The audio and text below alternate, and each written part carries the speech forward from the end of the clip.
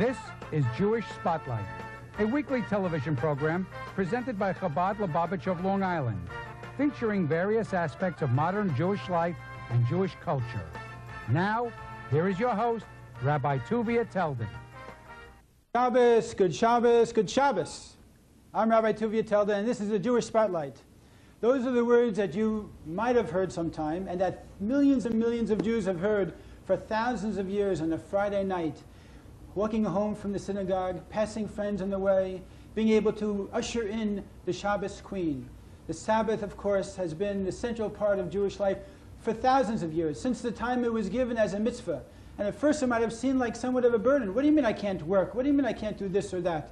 But when a person starts to appreciate the beauty of the Sabbath experience and being able to sit around the table and unite with their community and commune with God and be able to be with their family and be able to learn Torah and do all types of special things, then nothing can beat the beauty of the Shabbos. And one of the most special things about the Shabbos, I have to be very frank and admit to you, is the food. The food on Friday night, the food on Shabbos afternoon is the best of the whole week. In fact, it used to be people would work the whole week and save a little bit in order to be able to make sure that every day they'd put something aside in their home to make sure that Shabbos food would be the best they had. And sure enough, the Friday night would come, the sun would set, the still would go over the town, the villages, the towns, the communities, wherever they might be, would turn into a Shabbos community. And when people came home from shul, they would go, and shul meaning a synagogue, they would go, of course, to their homes, and there would be a beautiful Shabbos table set. A table set with candles, a table set with a white tablecloth, table set, of course, with two other things which are the key part to every Shabbos table, and that is the wine and the challah. The challah was the bread, the special breads that were used for the Shabbos meal. Now, of course, in the Jewish Spotlight, we always try to look on the inside of what's going on in Judaism. Now, we're not going to necessarily show you how to make wine here. We looked into it, but we couldn't really import any vineyards on set over here in the studio. They wouldn't let us. So best thing after that is we're going to show you how to make challah. So quick, anybody out there who's interested, go get another video so you can make a copy, or else take down, get your pad ready so you can take down the recipe. And I brought on board, of course, the best challah teacher in the world. We always bring you the best over here in the Jewish Spotlight. And that happens to be my wife. So I want to introduce now Mrs. Chaya Teldin, who's been on the show before and who's our expert challah maker. Okay. Welcome, Chaya. Thank you. Pleasure to be here. So it's good to have an opportunity to talk to you a little bit. Right. The week was hectic. Okay. So are you ready for this All right, experience? I'm ready. Let's see what we have prepared over here. Okay. Give us a little bit of an explanation of what this is all about. Okay. I eat it, but I don't know all the things about it that you do. So please give us a little bit of an opening. Let's give a little historical background first. One of the origins, the place that we know challah, was in the times of the temple. Mm-hmm. One of the things that they used in the Holy Temple in Jerusalem was 12 showbreads. It was called lechem hapanim. Right, I have that right over here. That's right. There was a special golden table that had 6 shelves on both sides. And in the temple, the priests would make bread every week and put it on this beautiful showbread Friday. One of the miracles of the temple was that it stayed fresh from week to week, so that on the Sabbath itself, when they took it off and they put the freshly baked bread from Friday before, right, the bread from the previous week was still fresh. What was the secret to that? What was the secret of that? Godly ingredients. I think God was the supervisor over there. Nevertheless, we like to traditionally have on a Sabbath table challah. We have 2 whole loaves Friday night and 2 again Shabbat or Saturday afternoon.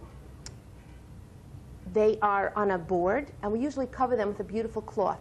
One of the reasons for that is because in the times of the desert, when the Jews traveled through the desert, the dew fell, was called the manna fell, and it was protected by God by a layer of dew on the ground. Then the manna fell, and it was covered by a layer of dew.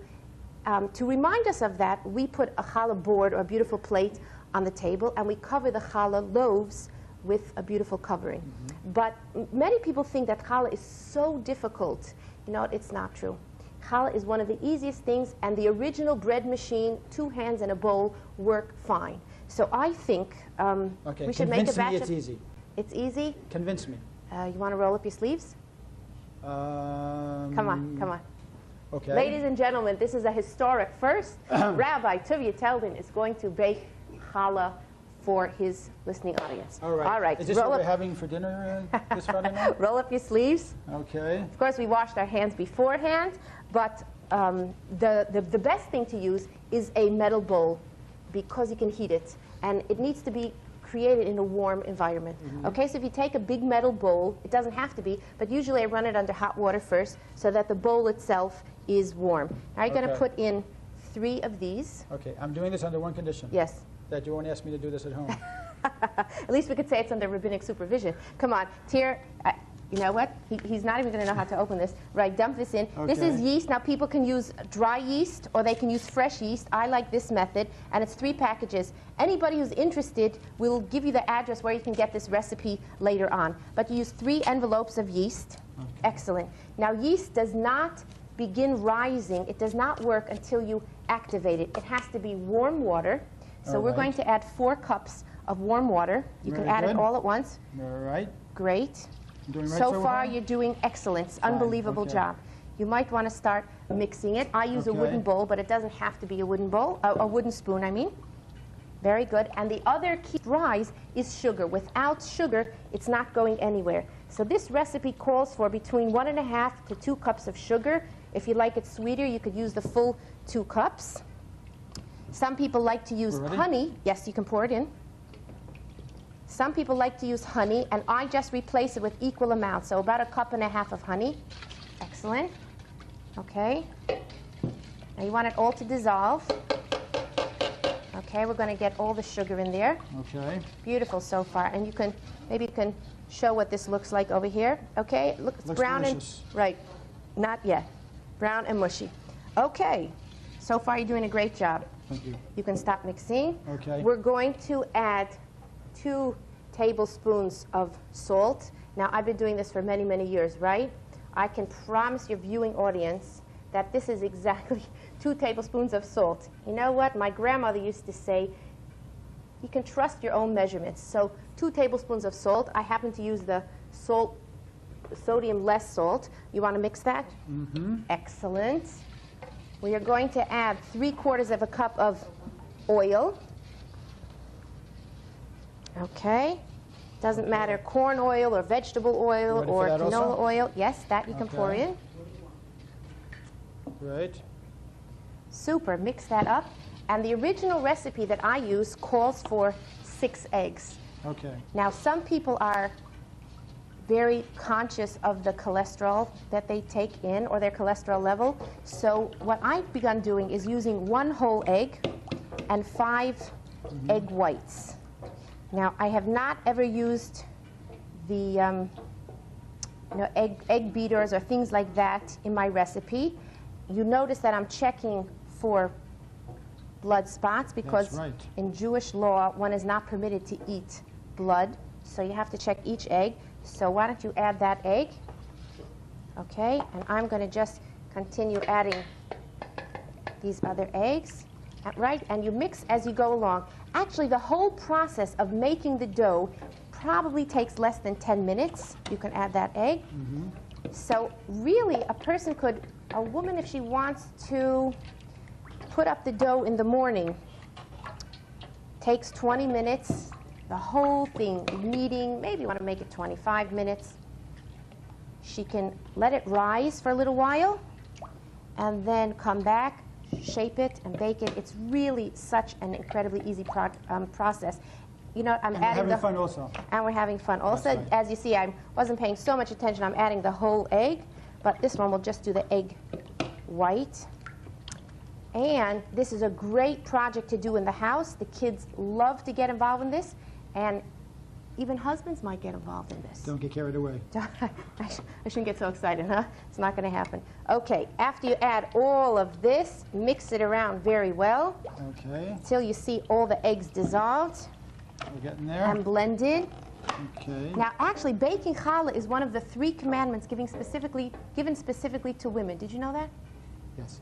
You knew that. Wow, what a rabbi. Let me tell your audience a little bit about that. The reason being that the name Chana is an acronym for the 3 commandments given specifically to women. The Chet in the name Chana stands for Challah. That's the laws of baking challah. The Nun stands for Nida, the laws of family purity. And the Hey stands for Hadlakos Haneros, the laws of lighting Shabbat candles. And these are the 3 areas in which a woman excels, our area of expertise, so to speak. And if you think about them closely, you'll realize that they are the areas of the greatest discipline in Judaism, keeping the laws of kosher. In other words, there's a separation between this and this. This does not mix with this. The laws of family purity mean that a husband and wife at certain times during the month are not able to be together. The laws of Shabbat also say that this is holy and this is profane. This is sanctified and this is weekday. And so on the Shabbat, it teaches us to separate the two. Challah does the same thing. Mm-hmm. Okay? Can you explain what you mean by the laws of challah? What does the it mean laws by of the laws challah. of challah? So actually, these ingredients are not laws. These ingredients are not laws. When a woman, when the baker uses more than 3.5 pounds of flour, 3.11 pounds actually of flour, there's an actual blessing that a person recites. It's called taking challah. It's an actual mitzvah, it's an actual commandment. That's right from the Torah. Absolutely from the Torah. And what we do today, you'll see, we will take challah, we will take that aside as if we're giving that portion to God. And we don't make any use of it. And it commemorates what they did in the times of the temple. I'm supposed to keep on mixing this? Are you ready for the next part? This is my favorite part. Okay, you're doing this, right? I'm going to put this part in first. You're putting it in? 1 second. You want me to get my hands over? Wait, not yet. So you can still use the spoon. Okay? Now the recipe that we're using uses 5 pounds of flour. That's going to make 5 large challahs. So it seems like a lot, but I try to be very, very practical. Okay, I added about half the bag. You keep mixing as best as you can. Okay, let's get All to right, work over this here. is the original bread machine, ladies and gentlemen, yours for the price of, no, just kidding.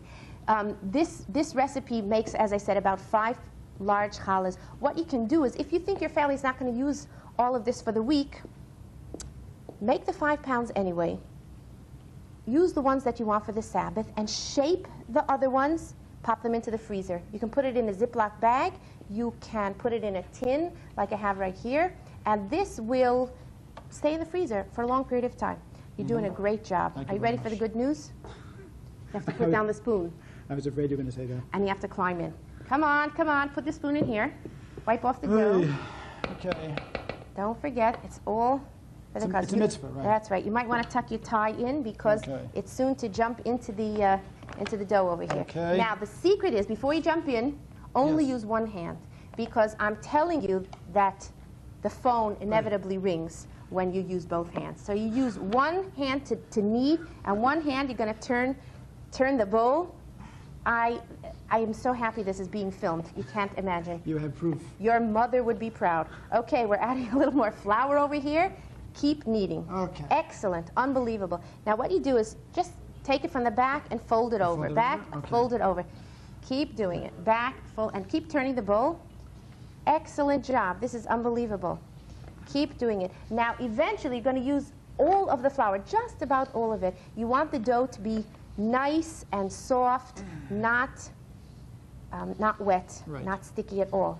Now it's customary to give charity, perhaps not at this moment. Not at this moment. It's customary to give charity. You want a blessing in the dough, so very often you give charity. Not in the dough. Not in the dough. Okay. Put charity in your favorite charity box. I'm sorry that I'm adding more to you, like this. Look at this. This is great. Keep folding it over. Folding it over. Okay, we're getting there. Fold it over. Were you good in art when you were young? Did you like working with clay? This is great.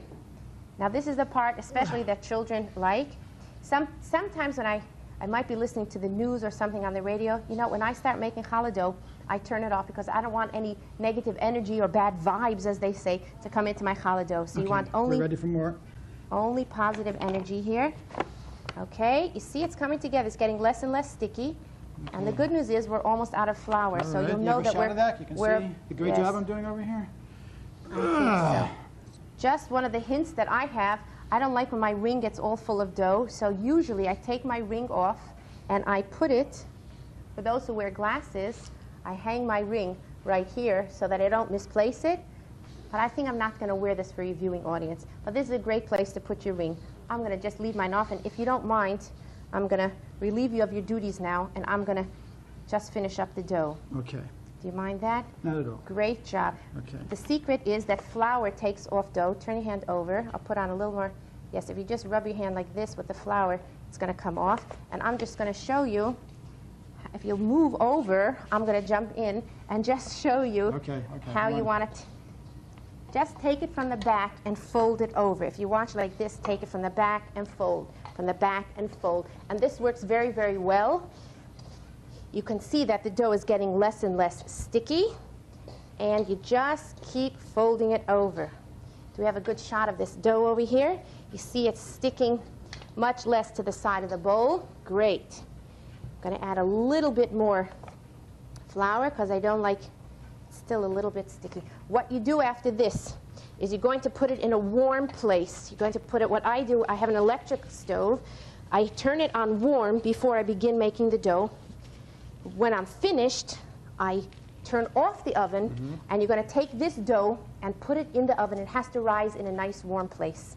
Okay? It's going to rise for 1 hour, maybe an hour and a half. So in the meantime, like I said, you can go out, do your errands, put the kids on the bus, whatever you're doing.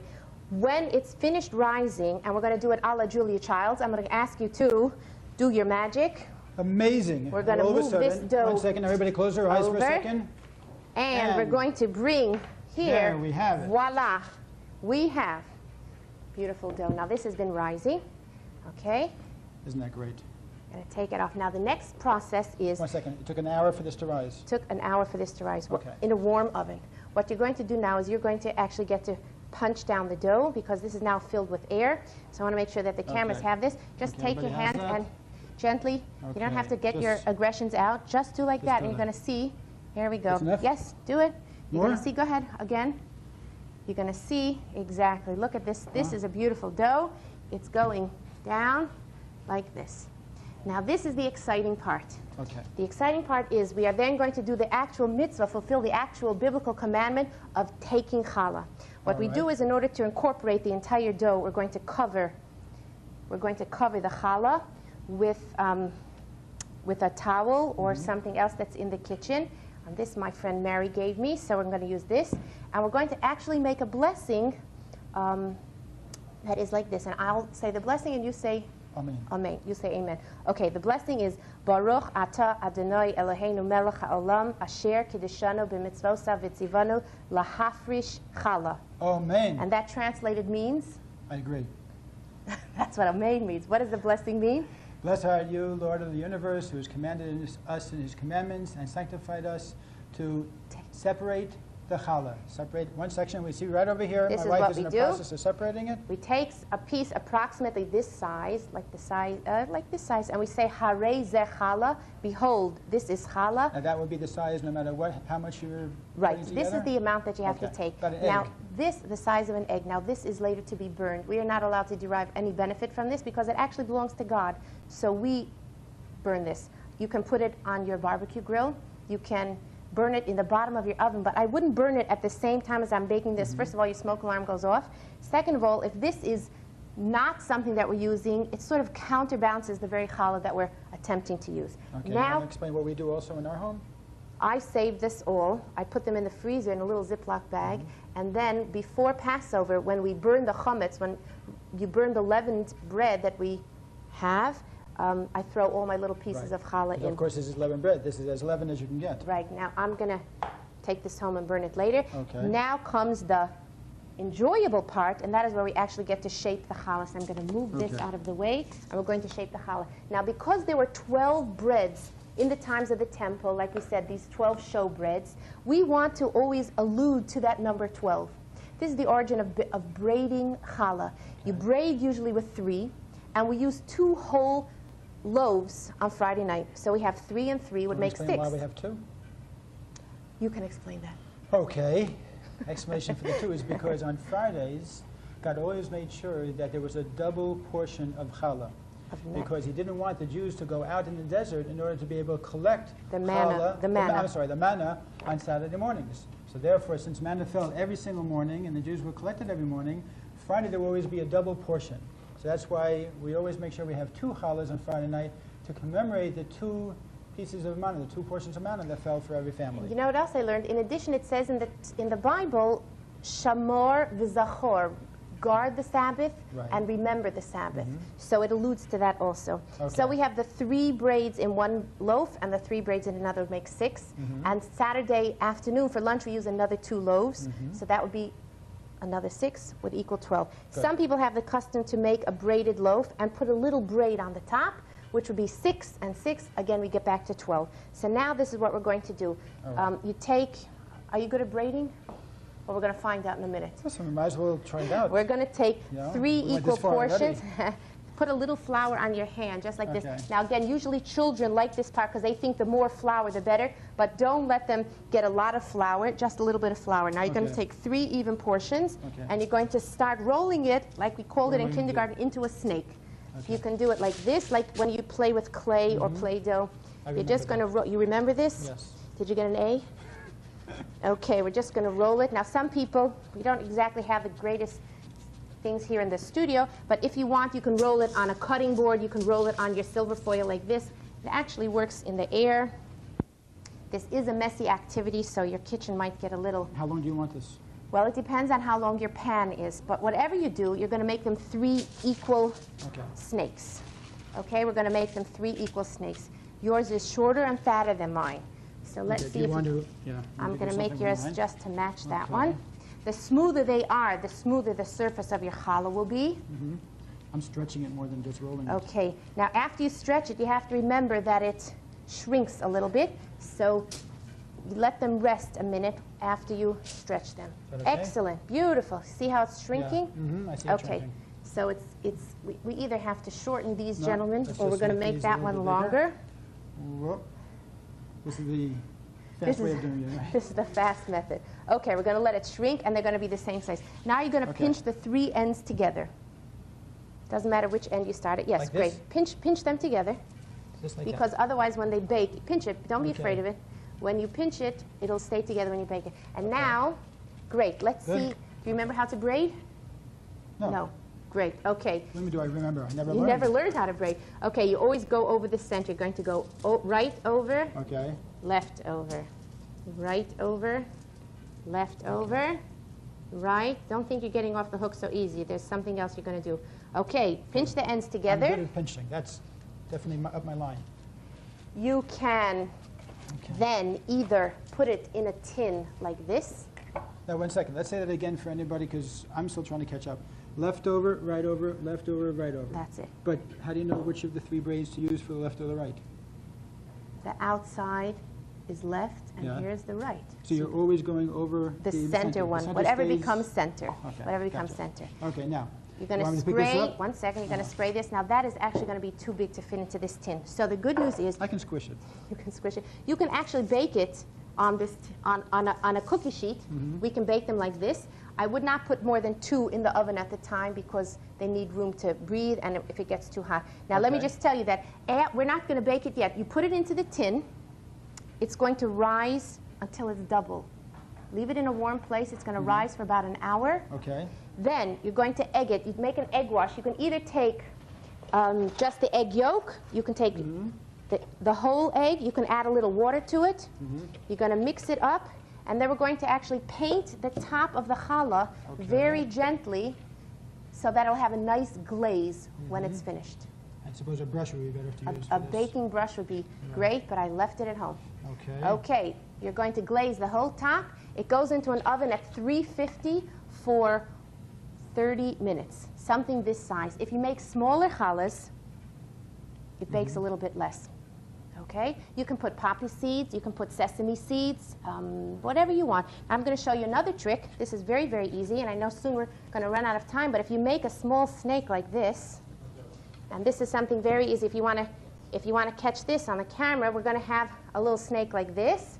We are going to just tie a knot like this, and you have a little small challah roll. Right. That's all the bakers do. This is called a bilkalach. A bilkalach, right. You just make it from one snake. Like I said, you just tie it in a knot, and it looks like a great little challah roll. This I would also glaze with egg. And you can sprinkle it if you want. You can add cinnamon and sugar. You can put raisins inside. Glaze it. These bake much less, like maybe 20, 25 minutes. Okay. I'm telling you that nothing beats the aroma of freshly baked challah, and the people will flock to the table to enjoy and to get into participating in the Sabbath through baking challah. I think that's it. So now let me ask you a question. This Friday night, you're going to bake this challah? Well, would you be proud if we used your very own first challah ever? Not only would I be proud, but I would want to make an announcement. Oh, we're going to announce at the Shabbos table that this is the in 20 years of being married, this is the first challah that I made. This was baked by Rabbi Teldon himself. No, I think it's beautiful, and I think that this, especially for people who are interested in beginning to observe the Sabbath, this is a very enticing way to get people involved. Again, when that aroma especially permeates, for children. When the kids get involved in something like this, the kids love it. That there's no question about. They will clamor for more treats and to invite their friends over and to really participate in the Shabbos experience. In fact, I know one family who was getting involved, adults were getting involved in Judaism a little bit, and they were wondering how they could interest their children in the beauty of the Shabbos. So they decided that they're going to make the nicest meal of the week is going to be the Friday night meal, and to involve the children in the cooking process. So the kids see that there's something very special going on here, and that in fact was the way the children eventually started to also become Sabbath observant. Really? Do we have time for a story? Quick story? Very quick story. Very quick story. A king once passed through the Jewish community, and he smelled something delicious. And he partook of the meal, and he asked his palace chef to create the same thing. They got the recipe, and he tried and tried and tried. And the king sent him back and said, "What's wrong with you?" He went to the Jewish community, and they said, "The missing ingredient is the Sabbath itself." So I think that's a great story. Mrs. Teldon, it's been a pleasure. Thank you very much. And now, I just want to ask everybody out there, do whatever you can. This Friday night, do something special for the Sabbath. Before sunset comes, ladies, take the Shabbos candles, 2 candles. You don't need any special candle holders. And just light them. There's a special bracha to be said. Baruch Hashem Elokeinu melech haolam asher kitshanu mitzvosav v'tzivanu lahadlik ner shel Shabbos kodesh. Now, for those who don't understand that, you're welcome to call us up and find out what that bracha and what other things about Shabbos, or the recipe for the challah, if you didn't get a chance to write it down. Just look us up and call us at our site. We're at 58 Comac Road. You can call us at 462-7383, or just come visit us. And my wife has many classes, not necessarily in challah baking, but many other classes also, as I do, in many programs for Chabad, in fact, all over Long Island, because we have 12 centers that are doing all types of Jewish activities, just for you to learn more about not only the Shabbos, but what it means to be Jewish in the fullest sense of the word. We also have, of course, a website, which we have for you. That's chabadli.org, or you can call us up on the superphone, 516-76-SUPER. Find out more about being Jewish. In the meantime, I want to wish you a great, great Shabbos this Friday night, and enjoy being Jewish. Learn more about it. Experience it. Do it hands-on. Judaism is not just here in the brains.